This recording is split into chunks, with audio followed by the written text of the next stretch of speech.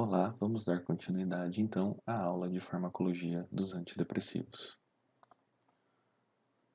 Nesta aula, vamos falar de algumas classes que são menos utilizadas, mas que também podem ser úteis no tratamento da depressão. E vamos começar falando então dos antagonistas dos receptores alfa-2 adrenérgicos.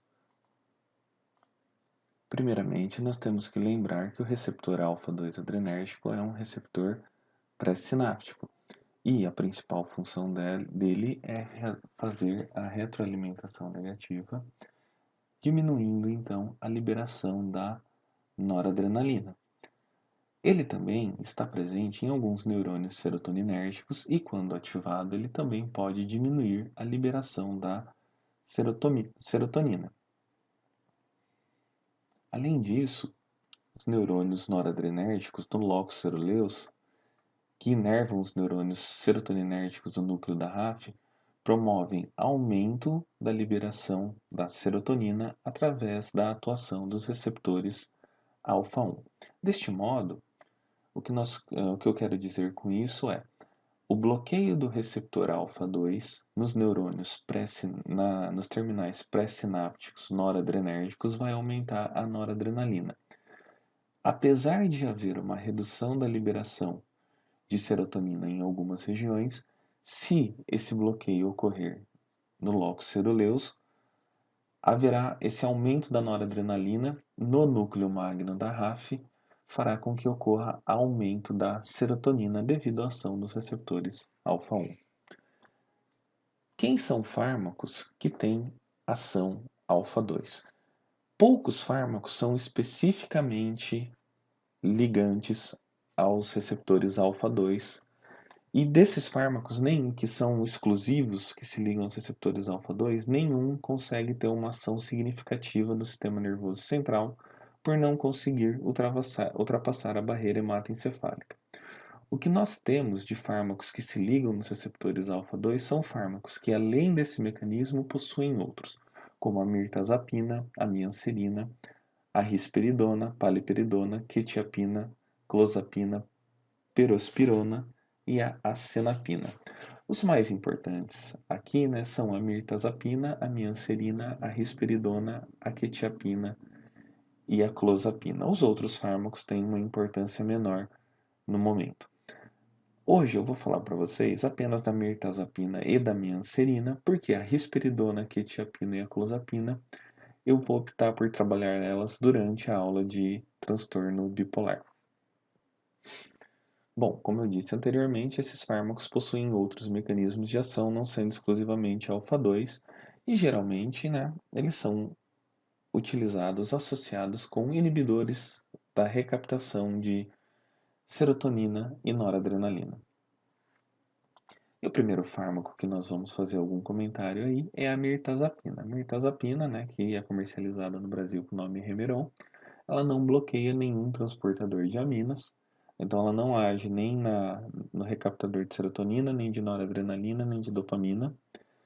Só que, além dessa ação antagonista alfa-2, ela também tem ações adicionais sobre os receptores 5-HT2A, 5-HT2C e 5-HT3, receptores serotoninérgicos esses.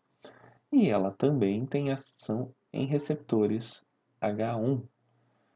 Quais as implicações dessas ações da mirtazapina? Bom, como eu disse anteriormente para vocês, quando a mirtazapina ou qualquer outro fármaco antagonista alfa-2 atua em receptores de neurônios presentes no lóculo ceruleus, há uma conexão com o núcleo da RAF que aumenta a liberação de serotonina. Então ocorre um agonismo indireto em receptores 5-HT1A. O aumento da liberação da serotonina pela mirtazapina estimula esses receptores e esse estímulo gera liberação também de dopamina, que é útil para a melhora de alguns sintomas positivos da depressão, como por exemplo as questões relacionadas ao prazer cotidiano, e também é útil para a melhora da cognição. Ela também tem utilidade no tratamento da ansiedade, pois essas ações nestes tipos de receptores são ansiolíticas. Já o antagonismo nos receptores 5-HT2A e 5-HT2C também contribuem para efeitos ansiolíticos, também para efeitos restauradores do sono e efeitos antidepressivos. Uma grande vantagem é o fato desses fármacos não causarem disfunção sexual. Então, para alguns pacientes, isso é interessante. Contribuem também para um aumento da liberação de dopamina e noradrenalina no córtex cerebral. Então, novamente, aí é um fármaco que tem uma utilidade no paciente que tem redução dos sintomas afetivos positivos. E por isso, eles podem ser responsáveis também por ganho de peso. O antagonismo em receptores 5-HT3 é muito interessante devido à diminuição de alguns efeitos indesejáveis esperados de fármacos antidepressivos, como por exemplo náuseas. Nós sabemos que o receptor 5-HT3 é um receptor acoplado a um canal iônico e por este motivo esse receptor que está presente na zona quimio-deflagradora do vômito, quando ativado, ele produz náusea de forma muito rápida e intensa. O antagonismo neste receptor é interessante para a diminuição de efeitos adversos. E o antagonismo em receptores H1 de histamina podem causar sonolência, né? Então eles são responsáveis por diminuir problemas relacionados ao paciente que tem dificuldade de sono. Contudo, isso pode ser um problema desse tipo de fármaco porque ele pode ser responsável pela, pela sonolência diurna, porque alguns pacientes acabam não se adaptando. Uma outra questão que é muito debatida é a influência dos receptores H1 sobre o aumento do apetite. Alguns autores atribuem a esse receptor essa atividade, outros autores não atribuem, mas também não dizem que não, né? Então, ah, sabemos que há ganho de peso na utilização deste fármaco e possivelmente essa ação pode vir a ser atribuída aos receptores H1. Quais são os usos da mirtazapina? Pode ser utilizado no transtorno depressivo maior, transtorno de pânico, transtorno de ansiedade generalizada e o transtorno de estresse pós-traumático. Os dois últimos aí são transtornos ansiosos e o transtorno de pânico, como eu já disse anteriormente, há uma discussão se ele ainda pode ser considerado um transtorno ansioso ou não. Alguns cuidados são necessários no acompanhamento farmacoterapêutico e na prescrição desse fármaco para os pacientes. Um dos cuidados deve ser o monitoramento da função hepática do paciente com anormalidades. É sabido que este fármaco pode causar alteração nas transaminases, e então, por isso, é necessário acompanhar a função hepática e ver se o paciente tem algum problema. Esse fármaco também pode interferir na produção de células sanguíneas, causando leucopenia e granulocitopenia. É importante determinar o peso do paciente antes do início do tratamento. Em caso de ganho de peso acima de 5%, realizar a investigação de diabetes, dislipidemia e considerar o uso de outro antidepressivo. Porque senão o paciente pode começar a ter outros problemas que não estão relacionados à depressão, que podem causar agravo na sua saúde. A mianserina difere um pouco da mirtazapina por apresentar também atividade antagonista nos receptores alfa-1, então ela causa vasodilatação. Ela reduz a estimulação serotoninérgica no sistema nervoso central, então nós observamos aí um predomínio das ações noradrenérgicas nesse caso, e possui as mesmas atividades antagonistas dos outros receptores nos outros receptores que a mirtazapina também possui.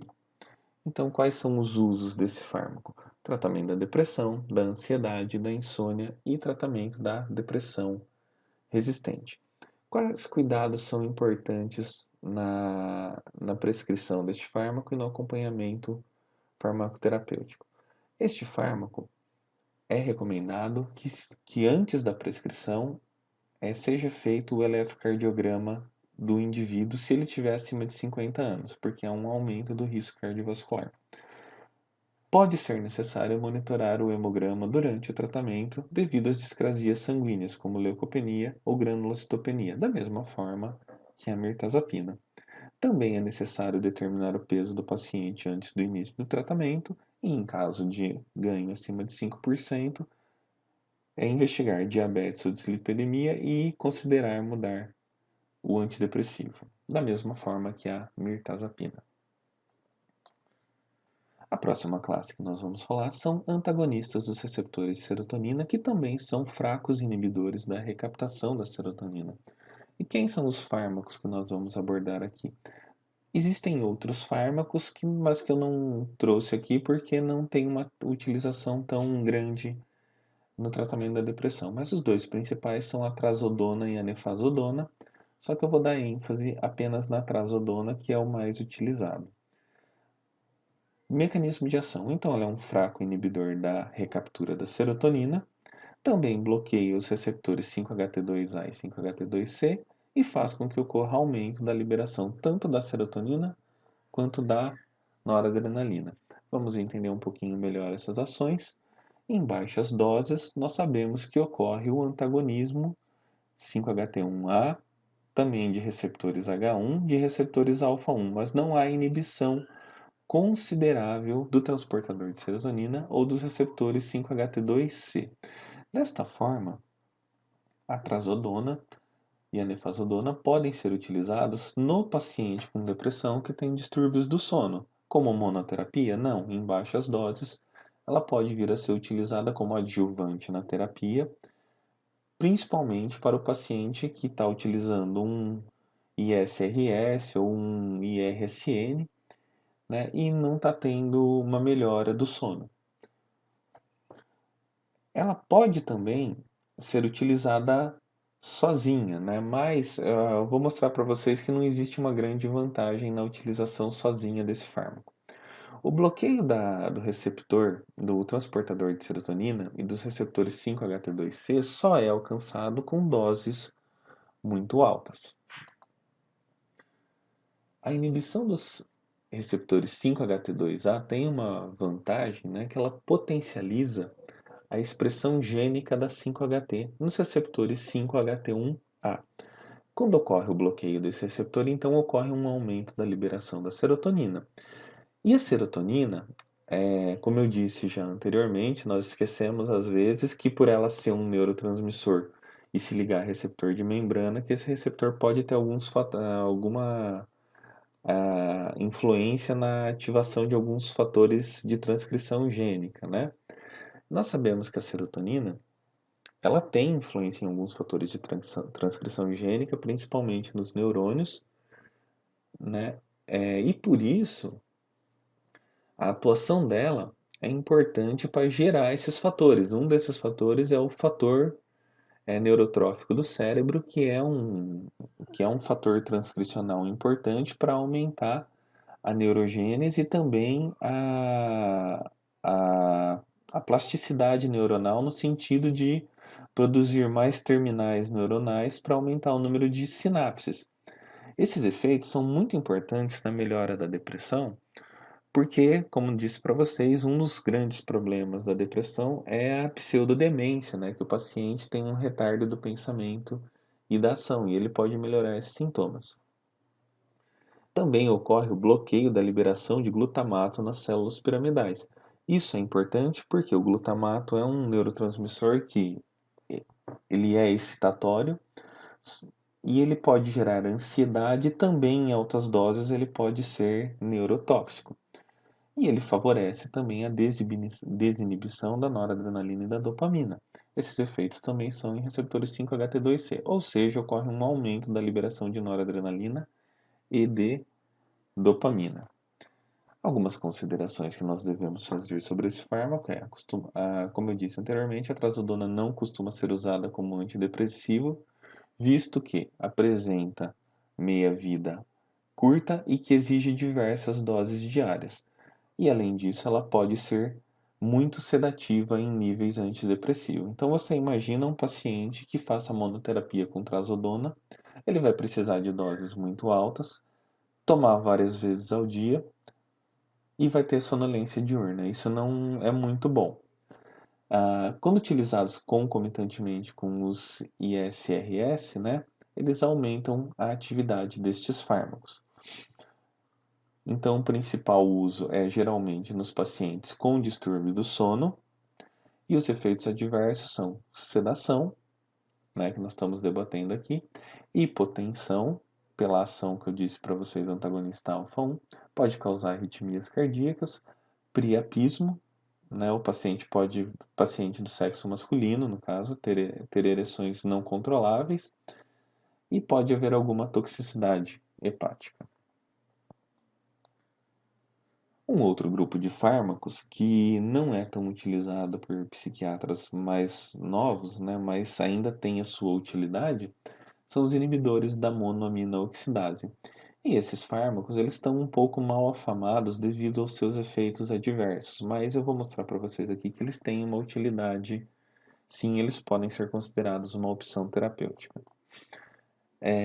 Primeiro contando um pouco da história, né, os inibidores da monoaminoxidase foram de fato os primeiros fármacos antidepressivos a partir da observação que a ipronizazida, né, um fármaco utilizado no tratamento da tuberculose, causava inibição da monoaminoxidase e aumento da, da liberação, consequentemente, de alguns neurotransmissores, como noradrenalina, dopamina e serotonina. E esse fármaco, então, ele apresentava atividades antidepressivas. Alguns estudos de neuroimagem mostram, né, que o aumento da atividade da monoaminoxidase A em pacientes com depressão é observado de forma até contundente. Então, a monoaminoxidase A, que é a responsável pela degradação da serotonina, muitas vezes ela pode ter uma maior quantidade, uma expressão maior, e por isso o paciente pode ter depressão. Em alguns pacientes com deficiência nas proteínas controladoras da expressão gênica da monoaminoxidase, né, ou seja, eles não controlam a produção de monoaminoxidase, eles produzem excessivamente, eles podem apresentar maiores concentrações dessa enzima e por isso, então, eles podem também vir a apresentar maiores quadros depressivos. E como eu disse para vocês, existem dois tipos de mal, que é a monoaminoxidase A e a monoaminoxidase B. Qual a diferença entre as duas? A monoaminoxidase B atua principalmente, né, dentre os neurotransmissores aqui de interesse, na dopamina. E ela é encontrada nos espaços extracelulares e nos neurônios tanto de serotonina, como dos neurônios noradrenérgicos e nos neurônios dopaminérgicos. E a monoaminoxidase A, que é a que mais nos interessa quando nós falamos em tratamento da depressão, ela ela tem como substrato a serotonina e a noradrenalina. Contudo, ela não é encontrada em neurônios serotoninérgicos, apenas em neurônios noradrenérgicos e dopaminérgicos. E ela é encontrada também no espaço extracelular, e aí ela pode ser responsável pela biotransformação da serotonina neste espaço. Quais são os fármacos que atuam como inibidores da monoaminoxidase? Nós costumamos dividir esses fármacos de acordo com o tipo de inibição, se é reversível ou reversível, ou com relação à enzima que ele inibe. Por exemplo, nós temos aqui alguns inibidores irreversíveis, que são a feneuzina, a tranilcipromina e a isocarboxazida. Esses fármacos, eles inibem tanto a monoaminoxidase A quanto a monoaminoxidase B. E nós temos aqui inibidores reversíveis, como as anfetaminas e a moclobemida. A anfetamina inibe tanto a A quanto a B e a moclobemida inibe apenas a monoaminoxidase A. A inibição reversível e irreversível da monoaminoxidase, ela faz com que a enzima seja completamente destruída e o organismo tenha que produzir outra. Então, por isso, os efeitos são muito prolongados. Às vezes, o paciente pode ter efeitos, às vezes, por 15 dias, 20 dias, até que seja recomposta essa enzima. E aí, já a inibição reversível, o paciente deixa de apresentar alguns efeitos de forma mais rápida, em 2 ou 3 dias. A inibição apenas da monoaminoxidase A é a desejável para o tratamento antidepressivo.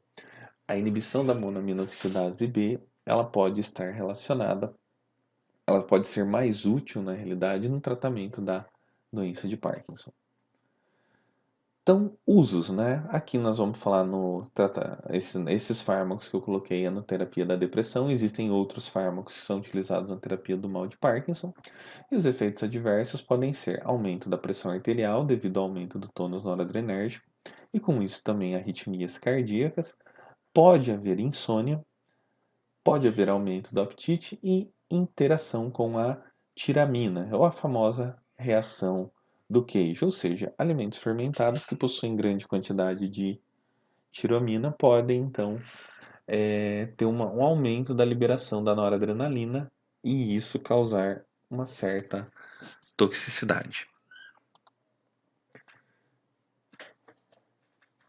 Algumas interações importantes dos inibidores da monoaminoxidase, né, são com fármacos que têm perfil de atuação em receptores adrenérgicos ou aumentam o tônus da noradrenalina. E quem são os fármacos que podem fazer isso e causar algumas crises hipertensivas? Os descongestionantes nasais, a efedrina, alguns estimulantes centrais, como anfetaminas utilizadas na terapia da obesidade, metilfenidato, a famosa Ritalina utilizada no TDAH, a modafinila, que é o Stavigil utilizada na terapia da narcolepsia, sonolência diurna, antidepressivos tricíclicos, inibidores da recaptação de noradrenalina, inibidores da recaptação de noradrenalina e dopamina, inibidores da recaptação de serotonina e noradrenalina e alguns supressores do apetite, como sibutramina, fentermina e fenproporex. Né? Lembrando que a fentermina e fenproporex também são anfetaminas. E ela também pode causar um aumento da temperatura corporal, hipertermia maligna, né?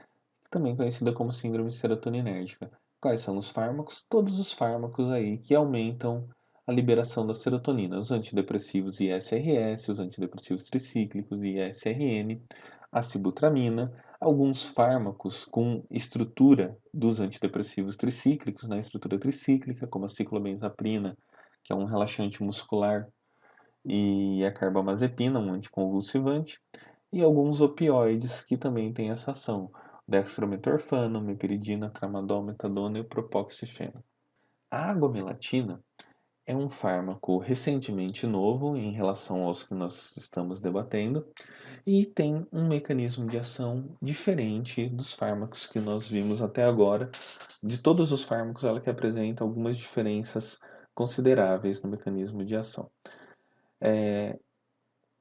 A justificativa do uso da agomelatina é que nós sabemos que existe uma alteração no ritmo circadiano do indivíduo, né, com depressão. Isso acontece porque ocorre um atraso no ritmo circadiano e o paciente, então, ele não consegue dormir nos horários corretos e não consegue também acordar nos horários adequados. Ele acaba dormindo mais tarde, acordando mais tarde. Isso aí nós sabemos que está diretamente relacionado com a gravidade da depressão. O paciente que tem esse atraso mais acentuado, pode ser que ele tenha uma gravidade maior da depressão. E essas alterações no ciclo circadiano podem levar a várias consequências, como o aumento da liberação do cortisol, que é o hormônio do estresse, o que não é muito interessante porque o cortisol ele tem uma ação diminuindo a liberação de outros hormônios esteroides, como testosterona, estrógeno, progesterona e o GH, né? Redução da secreção da melatonina noturna. A melatonina é um neurohormônio produzido pela glândula pineal com ações sedativas importantes. Redução da liberação do fator neurotrófico do cérebro, né? Então não há o crescimento cerebral, não há neurogênese, não há aumento da plasticidade neuronal. Então todos esses fatores são importantes aí para agravar a depressão.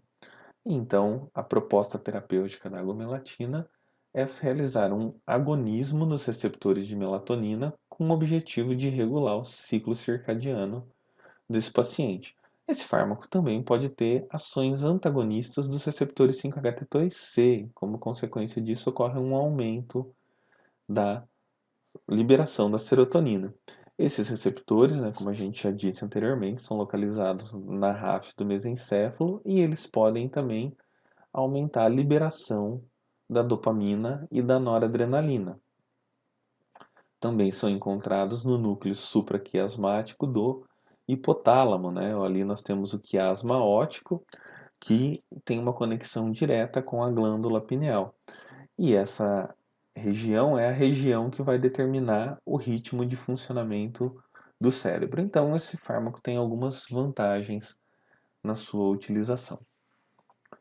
Ações: aumento da neurogênese, aumento do fator neurotrófico cerebral, ajuste do ciclo sono-vigília, diminuição da liberação do glutamato induzida pelo estresse, pelo aumento da liberação de cortisol, regulação das cascatas de transdução de sinais, sincronização dos ritmos circadianos e ações antidepressivas. Uma outra coisa que não é relatada aqui, mas que fica implícita, é que quando o paciente ele regulariza o ciclo do sono dele, ele também melhora a liberação do GH, o hormônio do crescimento. Pacientes adultos, né, liberam o GH à noite e esse GH liberado à noite, ele é responsável pelo desenvolvimento cerebral e também pela reparação de vários órgãos no organismo. Isso pode então reduzir outras comorbidades para o paciente. Quais são os usos indicados aí da agomelatina? Esse fármaco pode também ser utilizado em associação com o modafinil para o tratamento da narcolepsia, como estabilizador do humor em alguns transtornos relacionados e também em associação com benzodiazepínicos no tratamento dos distúrbios do sono. Alguns efeitos indesejáveis podem ser a sonolência ou a dificuldade de adormecer, que acontece principalmente no início do tratamento, mas com o passar do tempo, o paciente vai melhorando essa condição. Cefaleias e enxaquecas devido ao aumento do tônus serotoninérgicos, vertigens, ansiedade, efeitos gastrointestinais, também devido aos efeitos serotoninérgicos, diarreia ou prisão de ventre, alterações hepáticas e aumento da transpiração, hiperidrose. Alguns cuidados na prescrição desses fármacos são avisar ao paciente que os efeitos benéficos podem demorar a ocorrer em torno de 2 a 4 semanas, condução de testes das funções hepáticas no início do tratamento e em seguida 3, 6, 12 e 24 semanas, se clinicamente indicado. Aumentar a dose e realizar novamente esses testes. E quando o paciente tiver qualquer elevação das transaminases, repetir em 48 horas. Neste momento, nós vamos falar sobre os moduladores trimonominérgicos, que são algumas abordagens que são importantes nós falarmos sobre a liberação dessas monoaminas. Quem são os moduladores trimonominérgicos, né? Os principais moduladores trimonominérgicos são os estrógenos, o metiltetrahidrofolato, o hormônio tiroidiano, eletroconvulsoterapia e psicoterapia. Os estrógenos, nós sabemos que eles podem causar redução na liberação desse sistema monoaminérgico e por isso a mulher ela apresenta 2 vezes mais episódios de depressão do que homens. Então tem um fator importante aí do estrógeno. Alguns transtornos depressivos que acontecem na mulher, como por exemplo os transtornos depressivos relacionados ao transtorno pós-parto, estão relacionados com essa variação do estrógeno. O metiltetrahidrofolato, nós sabemos que é um fator muito importante para a liberação desses neurotransmissores. E pacientes que apresentam deficiência no folato, eles podem não responder a aos fármacos que aumentam esses neurotransmissores. Então, muitas vezes é necessária uma suplementação desse nutriente para que o paciente responda ao tratamento antidepressivo. Os hormônios tiroidianos são de suma importância quando nós falamos em depressão, porque a redução da liberação desses hormônios também pode ser um fator causador de depressão.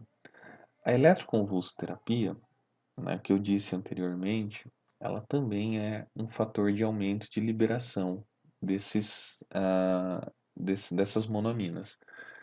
Em alguns casos, existe uma recomendação formal para a utilização da eletroconvulsoterapia, principalmente no caso de paciente grave com tendência suicida ou que tentou suicídio. Então, talvez essa terapia seja interessante para esse paciente. E nós precisamos lembrar que a eletroconvulsoterapia não é o eletrochoque que era utilizado anteriormente em alguns hospitais psiquiátricos na época das internações manicomiais aqui no Brasil. A psicoterapia também é um fator que pode aumentar a liberação desses neurotransmissores, principalmente aí a mais indicada, a terapia cognitivo-comportamental. Como pode ser realizada a escolha do antidepressivo adequado? Para a escolha do antidepressivo adequado, nós costumamos utilizar algoritmos, né? E esses algoritmos, eles facilitam muito a tomada de decisão. Existem vários algoritmos, mas eu peguei apenas dois aqui que eu acho que são os mais pertinentes para o objetivo do nosso curso. Então, quando a terapia é proposta, né, o algoritmo baseado em evidências, ele diz o seguinte: primeira opção, começa-se com um inibidor seletivo da recaptação de serotonina. Caso não haja resposta, né, então considerar mudar para um segundo inibidor seletivo da recaptação de serotonina. Mas não são fármacos que têm a mesma propriedade? Sim, mas nós precisamos lembrar o seguinte: o escitalopram, por exemplo, ele é altamente específico para o para o transportador de serotonina, e a fluoxetina pode ter alguma ativação cerebral, né? Então, considerar trocar com fármacos com propriedades um pouco diferentes, né? Ou então fazer a troca por um inibidor da recaptura de noradrenalina e dopamina, né? Ou então para um inibidor da recaptura de serotonina e noradrenalina. Se houver resposta, mas ainda assim tem alguns sintomas que precisam ser trabalhados, então existem opções de potencialização. Quais são as opções de potencialização? Associar ao inibidor seletivo da recaptura de serotonina proposto inicialmente um IRND, né, inibidor da recaptura de noradrenalina e dopamina, ou um IRSN.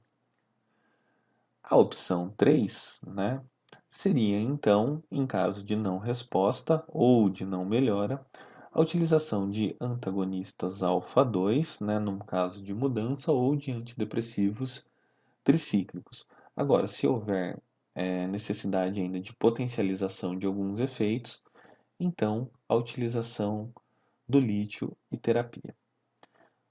Aí a opção 4, né, seria o quê? Em caso de não resposta, utilização de inibidor da recaptura de serotonina e noradrenalina mais um antagonista alfa-2, ou então colocar um inibidor de monoaminoxidase.